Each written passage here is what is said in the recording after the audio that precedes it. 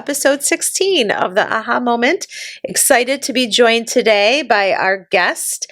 I will introduce him in just one moment. The topic that our guest is here to help us speak about is all about trust on trial, leading through the fallout of team disruption. And so our guest is Joshua Howard. Josh is the Director of Talent Development at Seneca Gaming Corporation. Josh, are you okay if I call you Josh? Should we call you Joshua? It's Josh. Josh, okay. So you're not going to be uptight when it comes to what we call you? Not at all. Love it. Josh, maybe you could start out by just sharing with us a little bit as it pertains to, disruption and the fallout of team disruption. I'd be curious to know, as a leader who has seen firsthand, how trust can make or break times when teams experience disruption. What is it that you feel are some of the more common areas where disruption hits organizations? So what I witness working with teams a lot is just communication, either lack of communication or not asking the right questions and people being caught off guard by some of the different changes that are taking place, because most trust falls from a change, I feel, in some sort. Okay. So when we think of, and I think trust and communication are very important themes to reference, because obviously what can cause people's trust to slip, it's if they don't feel like they're receiving enough communication or consistent communication or the right communication. So I want to maybe lead us into something that we start to explore as it pertains to this. There are certain areas, right, where disruption is inevitable in any organization. It can be staffing changes. It can be cultural changes. It can be external pressures that are impacting the operations and the decisions that leaders need to make. So I'm just curious, from your perspective in talent development, maybe you can just, before we get into, anything as it pertains to this topic, give our listeners a little bit of an overview of your background so they can have an appreciation of the scope of decision-making and influence you have in your role. So within talent development, I oversee roughly 3,000 employees in Western New York. We have 3 casinos, day-to-day operations, as well as a corporate office. Okay. So the talent development, it runs compliance all the way through management, leadership, partnerships with universities on just developing that next generation of talent, but also honing in on those skills, whether it's our C-suite, our director level, things of that nature. Outside of there, I have class tonight. I work with the University of Buffalo Center for Leadership and Global Impact. It was just renamed, but I'm a faculty coach for them. So they do a year-long coaching program where we coach individuals, and it's usually C-suite individuals, on proper techniques for coaching, either internal or external to your organization. So that focus is really on conflict or working through conflict or changes or org changes or things of that nature. So it's a lot of hands-on, even outside of the realm of my organization, that I try to work with a lot of different individuals. So you mentioned that's great. So you have exposure not only within your organization, but also representing organizations all over the Western New York region, it sounds like. Actually, it's national. So it's a remote course. So most of the individuals are outside of Buffalo. Buffalo is such a small community. I'm sure you know, having worked there in the past, that a lot of the leadership development individuals, we all run the same circles. So this is actually beyond that scope to where now I'm learning the coaches from nationally, where we're all creating these cohorts or cliques to where we can lean on each other for any issues that come up. So where are some areas that you have found, especially having exposure, presumably these participants are from all different industries as well, right? Yes. Different size organizations. What are some of the more common areas where leaders misjudge and assume that their team is solid? Once again, it comes down to thereof of communication, just the belief that the team is solid rather than actually just having those one-on-ones with your team, or those team dynamic, those team conversations goes a long ways to where you might not realize one small policy change can hold resentment for individuals that can build upon just snowball effect that loss of trust. Okay. So are there any things before major changes or disruption is introduced into a team or an organization? Are there any things that any behaviors or any practices that leaders can put into place to prepare their team for when change comes? It's very much so built on communication. I hate to keep going back to that, but just having those dialogues. I understand a lot of things might be confidential and you don't want to put the wagon before the horse, but in some of these situations, you have to get their buy-in, whether it's small, quick wins, just low-hanging fruit situations, or actually gaining their buy-in and having a full understanding of why these changes are coming. Without actually knowing the why, a lot of people speculate, and that speculation can turn to, is it me, internalize, or what are the factors playing into this to where that trust can be broken? Okay, so let me ask you this. Let's build on what you just said related to trust. How can a manager or a leader, what types of behaviors should they be looking for? What types of conversations should they be listening for to be able to assess if their team has enough trust equity that will be able to carry them through that change? So for myself, I love team coaching. So if a management team, especially internal like we are, you can bring individuals in to do team building activities and have some of those conversations that might not come to light just in a one-on-one conversation. So being able to partner with someone of that nature is great because it allows free dialogue, open communication, and the asking of questions that might not be there. Are there certain questions that a leader that you have found coming from a place of curiosity that a leader can ask their team to generate some dialogue and healthy discussion? When a lot of these things come up, I'm going to go back to previous, I was in a continuous improvement role. So I have my Lean Six Sigma black belt. And the biggest thing about Kaizens or doing those sorts of activities is the 5 why.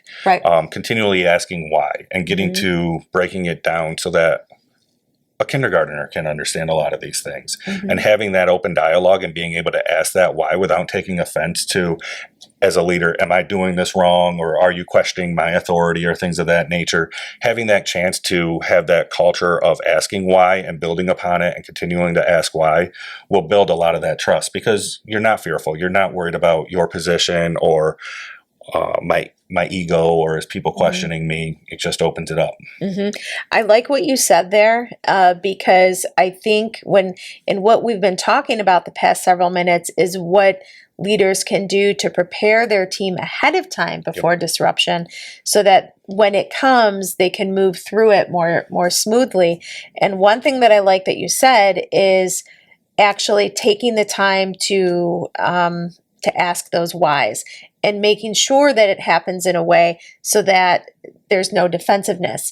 One observation that I have is it truly needs to be built into the culture of the team, and it needs to be modeled by the leader, where let's always be curious, let's ask questions, and let's not just, keep doing the same thing the same way because it's always been done. So what are some things, if you're giving me advice as a leader, and think of our listeners who are listening, what are some best practices that leaders can implement so that they can model and be an approachable leader that doesn't fuel defensiveness or worry or angst when you're asking why? So the first thing I would say is to create an understanding with your team, having those one-on-ones and knowing when to ask those questions. If I, as a leader, am constantly asking my team why, they may see it as micromanaging. So you have to set the stage that, no, this is a level of understanding.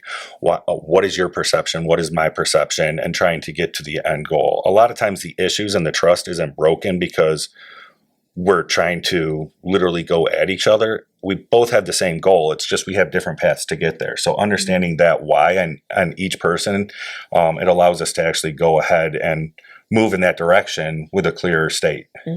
Okay, I like that. So now let's envision, and I mean, we've all been there before, sadly. We've experienced it, whether it be as members of a team or, coaching people who lead a team or what have you, or maybe even as leaders of our own teams. We've all experienced the sadness and the fallout that happens when trust is fractured, right? Despite our best efforts. Yep. So I'm just curious, what is the very first move that a leader should make once they realize that trust has been lost? And then maybe even, before you answer that question, what are some of the symptoms that a leader should look for to recognize that trust has been lost? Because some leaders are oblivious and going through their lives, not even realizing their team doesn't trust them. So I think some of the symptoms you have to look for is either the close-offness of individuals, whether they were open before, now they just seem maybe passive in the office or things of that nature. So you want to look for that. You want to have that open communication to where people want to talk to you. People want to set the stage with you. And that's one thing I pride myself on, not condoning it, but I may smoke, and in my environment, I may learn things more so than others because it's that cross collaboration. So you build trust with individuals that you might not normally have day to day with. But those are the individuals that are going to know what's and see from the outside looking in, perceptions that you may not. So building that trust and conversation goes a long way within your team as well. Yeah. And, even I hear you. And even if, believe me, I have learned a lot over the years in my roles, just hanging out with employees when they're taking a break or whether they're on a smoke break or on a lunch break or what have you. You learn a lot just by being around and being conversational and not doing it in such a way that comes off prying. Prying, yes, pushy. Prying is what I was going to say. So now that you answered that question, let's go back to my original question I asked before that, which is, what is the first move a leader should make when they realize trust has been lost? So the big thing, I look at it as an organization that has coaches built in, has those teams built in to schedule a team building activity. Try to get to the root cause analysis, have that conversation. And a lot of times you might find something that trust doesn't just erode one and done. Right. It might be an event that happened 6 months ago that you don't even remember, but an individual is holding on to that. They're holding that resentment. So just having that open dialogue in some of those team building activities allows them to see that I wasn't doing it in this fashion, or this is my reasoning behind that. I should have considered your needs as well. So really, to me, it's finding those individuals that can bring the team together to have those conversations. So are you suggesting even, let's say some of our listeners, for whatever reason, it's not possible for them to have an external person come in and, facilitate a team building discussion or activity. Are there certain questions that you have found are really good questions to ask? For example, do you advise calling it out as you see it? Hey, Josh, I noticed you've been behaving differently lately. I've noticed where you used to participate a lot more in meetings in the past few weeks, you've been largely silent. What's going on? Do you suggest that? Yeah, absolutely. I would suggest those questions in addition to just trying to get to know them. They're your team. You spend a lot of time with them. So you should be able to pick up on those signs and have those conversations. So inviting someone to lunch just to have those conversations, because it may be internal, it might be external. We all have lives outside. And until we truly find that, we have to just break those down and find whatever way we can without coming off as micromanaging or finger pointing or the ABCs where it's, I'm going to attack, I'm going to belittle, I'm going to criticize an individual. It's not that at all. It's, I'm going to focus on that person and try to get to their root cause and try to show the empathy with them and come to some sort of understanding. And if it is team dynamics or lack of trust, building upon that so that if it's not just them, how is it relating to other individuals so that it doesn't turn into a larger turmoil for the team? Right. So let's talk about one word that I'd like to introduce into this conversation, and that word is transparency. How transparent do you feel a leader should be when they're trying to repair relationships when trust has been broken? They have to be fully transparent. You have to have those relationships with your team. I understand some things might be confidential in nature in terms of the business or decisions that are forthcoming or not in motion yet. Some of that strategic stuff might not hit the team member level, but Right. for the transparency, yeah, you have to be there inside and out. Your entire team has to know about you. It's not the water cooler talk, hey, how's the weather? Or hey, how are those bills? Or things like that. Sure. But it's really getting to know the individual and being able to have that open dialogue about what is truly going on in their work. What are they passionate about? What are some of those things that they enjoy in work, and how can I build upon that and have those conversations with them? And because we have listeners from all over the country, when Josh mentioned how are those bills, he's not encouraging leaders to ask how the bills that they have to pay in their household are doing. We mean the Buffalo Bills. Buffalonians. We are Go Bills. Mafia sitting here. Yes, Bills Mafia. Although last night's game, not so great. Not going there. But we're not going there. All right. Maybe that's how timely about rebuilding trust. Right? Yes. We're talking about trust in our Buffalo Bills. All right. So we've talked about what leaders can do to prepare in advance before disruption is going to take place so that their team is well equipped to handle it. Now we, segued from there to talking a little bit about how to rebuild trust once trust has been lost if you didn't prepare. What are some of the biggest mistakes that new leaders make?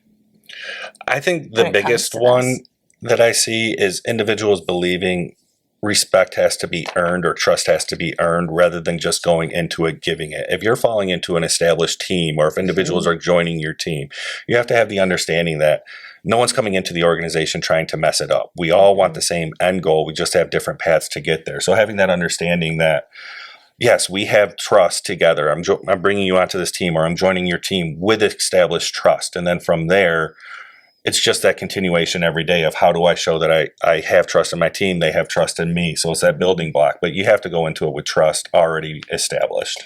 I'm really happy to hear you say that. That is something that I believe very strongly in. And I am always saddened by the number of people that I hear say, and it's written in books, you hear other podcasts, people interviewed and they say, trust has to be earned. And I know a lot of leaders believe that. I believe, and it's served me well by and large, that if you enter into a relationship on the basis of trust, I think distrust is earned as opposed to the other way around. Correct. It's just that level setting where we have that same feeling with one another. If we come into it where there's no trust at all, how am I going to be able to produce or give an opinion or answer the why question to an individual if there's no trust there? So you do have to have it right from the get-go. Right. And, one of the reasons I feel that's important, especially in a situation like what you just said a second ago, where if you're going into an organization or you're a team member and you're asking for their opinion, you're asking them why, it automatically, if there isn't trust and you have as a leader, you have to earn my trust mentality, that comes off in a very hierarchical way. It comes off as, you're not approachable, you're not relatable. Quite frankly, you don't care. Right. And I'm not saying leaders who have that mindset necessarily don't care, but I'm just saying it can come off that way. Correct. For sure. So there is a notion that I know you, is a recommended practice that you really believe in, and it's the notion of a trust bank account. Correct. Can you tell our listeners about that, and how does that play into this whole theme? So the trust bank account goes along the lines of like I said, you have that level set, you have trust built, and then from there you can make deposits or withdrawals. So an individual, by showing trust, by being that team player, by taking extra work on or showing up for that project, they're putting deposits into that trust account. So you're building a stronger team mentality. There are times, like we said, where distrust is earned. There are those withdrawals, and it might be minor. It might only be a little bit at a time. But you really have to weigh where your checking account is located at in terms of trust, are they taking more than they're giving? Are they giving more than they're taking? So having that full understanding of where that overall account lies with those individuals. Mm-hmm. So do you have any practical advice for leaders who are listening who might have a team member that did a little snafu, or they flubbed up a little bit, and that mistrust maybe starts creeping in? What can a leader do to help coach, mentor, guide that team member along so that they don't let it sink them? Mm-hmm. You know what I mean? And they just feel defeated, but also so that their employee can learn from it. So there's one saying that my chief human resource operator throws on us all the time, and it's no one's on the operating table. Right. And it's really having that understanding that a decision I make today is not life or death for individuals. Right. So you have that going into it to where I'm not fearful that this is the end of it if I make this mistake. There's that understanding and there's that growth opportunity. It's just being real with it when it does occur, having that conversation. There's one thing I will always do, and it's stick up for my team, and it's I'll take the fall if one of them do it, because I know in their heart they're not trying to mess up. Sure. So it's building that portion of just having that understanding that no one is on the operating table for what I do. Right. So having that built into my team as well builds a lot of trust to where, yeah, this minor mistake, it's just a small withdrawal from that trust account. It's not the end of the world for that situation. Hopefully none of our listeners are surgeons where they do have someone on the operating table. I get It's a big mistake, though. I'm sorry, guys. I know. There are some, but all kidding aside, sadly, there are some times where mistakes are made and it's irreparable. But I think the kind of what your CHRO is getting at, and I concur, is, listen, that is such a rare exception. Right. Let's not make a mountain out of a molehill. Yep. Let's have a growth mindset. Let's model that. Let's make it so that it's okay to be human, and then help learn from there. Right. And to own it. Right. Own it before it does snowball. Own it before you are lying to cover your lies or whatever that might be, where you are doing withdrawals on top of withdrawals because you are trying to hide that notion or that mistake that did occur that could have been solved, or it might not have been that large of an issue where it didn't take that much effort to make the fix. So there's another area that is an area of practice I know you talked about earlier, and I want you to expand upon that a little bit more. And you said the 3 C's of rebuilding. Right. Talk to us about that. So the 3 C's being clarity, consistency, and connection. That is just breaking it down with your team, having that true relationship with them to where the clarity comes in with the whys. Why are we doing this? Where is it coming from? What's the end goal? Being able to answer those questions for your team is definitely huge when change is coming or change did occur. Right. Some change we can see, whether it's the organization growing or org structure changes. Some of it we couldn't with COVID, where it just occurred. Consistency is not just having those one-offs with your team, actually building upon, scheduling that you have those conversations with them so that they do know you're there for them. There's nothing worse than the quote-unquote ivory tower as you climb the leadership ladder to where you're further and further away from where the work is done. And it shouldn't be that way. You should be in the work all the time, asking those questions because they are your experts.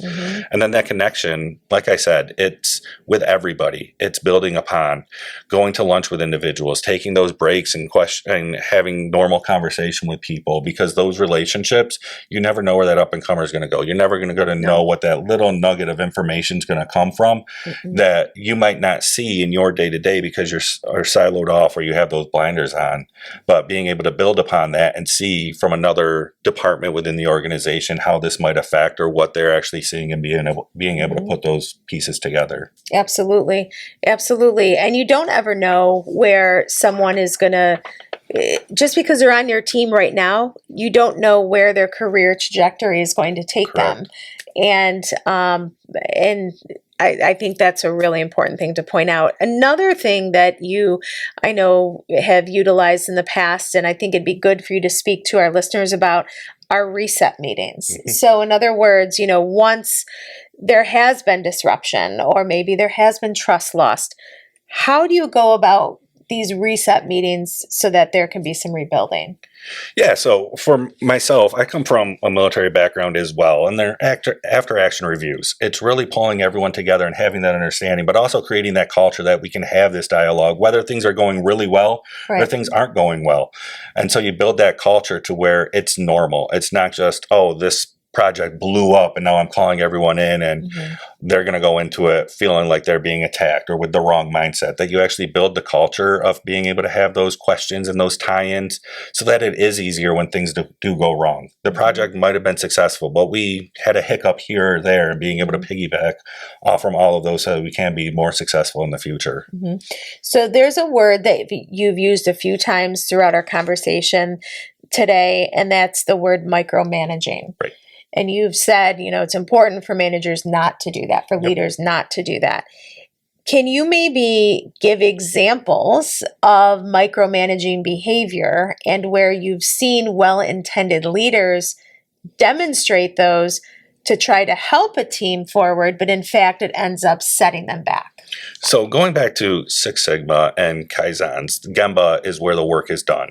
So as a leader, you want to do that management by walking around or being present or things like that. Where it can backfire and it can look like micromanaging is you're doing all the right things. You're getting out there. You're asking the team members or the employees those questions, but you're not having any follow-up dialogue with it or any build upon or any fixing of issues. You're just there and in the way and asking more questions, but not actually giving results or things like that. So that's the biggest thing is I think you have to do it in a fashion that you're there, you're asking the questions, they can ask questions to you, but you're not interfering with how the work is being done to the extent to where they feel like they can't move on to the next step of the project without your sign off.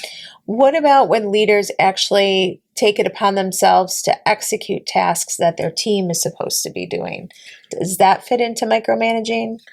I think that fits into more of the trust itself. More so, I mean, I fall to this because I feel like I can get the job done that much quicker, and why bother my team because they're busy. Right.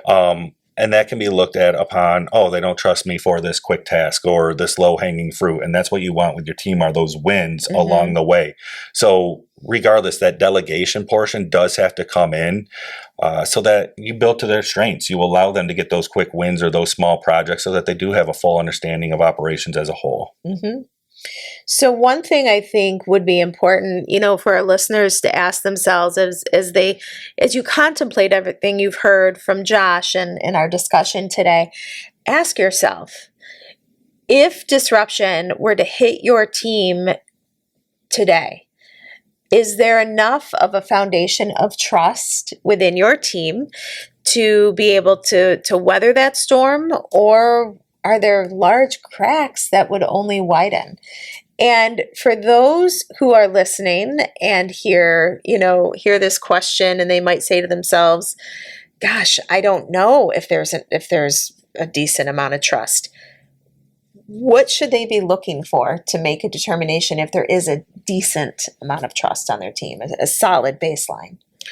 Well, I think there's different tools and techniques that can be used. So through Decision Associates, we utilize predictive index, which allows for that team building, team understanding of how the team works, but also communication with one another. How are we communicating? How do we build that trust with one another can go a long way. So whatever the assessments might be. Another great one that I utilize for a lot of our higher level executives is the Hogan assessment. And that one really looks at how you act under stress, which is what I love. Because when you have these disruptions, the worst thing that can happen is I have a leader that kind of faults to fear or faults to shutting down. Right. And being able to coach those individuals is huge, but also being able to know that during this, it's going to take work, and this is how I have to change how my normal response is going to be because my team's looking at me upon that way. So really it comes down to those opportunities as well to build your team. Right. And honestly, as for our listeners, all of us know, we know enough about ourselves. Everyone's heard of fight and flight, right?